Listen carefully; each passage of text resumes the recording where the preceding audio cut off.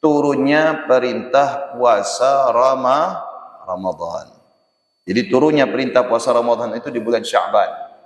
Turunnya kapan? Turunnya setelah Nabi kita Muhammad hijrah di tahun yang kedua. Ya, turunnya di kota suci Madinah. Ya, turunnya di bulan Sya'ban, maka Ramadan kemudian langsung berpuasa. Kemudian yang keempat, bulan Sya'ban menjadi saksi turunnya perintah untuk menunaikan zakat. Itu juga turun di bulan Sya'ban.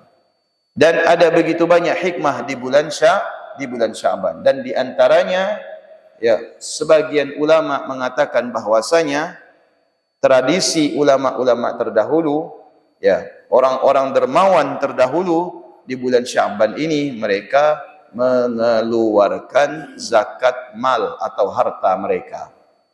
Ya, mereka mengeluarkan zakat mal atau zakat harta mereka sekalipun harta mereka belum mencapai haul, belum mencapai setahun.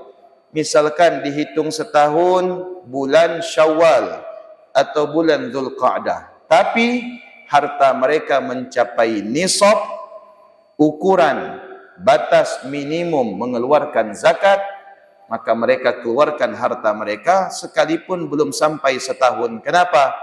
Karena mereka tahu di bulan ini tidak sedikit orang-orang memerlukan ya harta guna untuk memenuhi kebutuhannya di bulan suci Ramadan. Nah, itu ulama-ulama terdahulu. Jadi dalam bab zakat mal boleh kita keluarkan walaupun belum sampai setahun.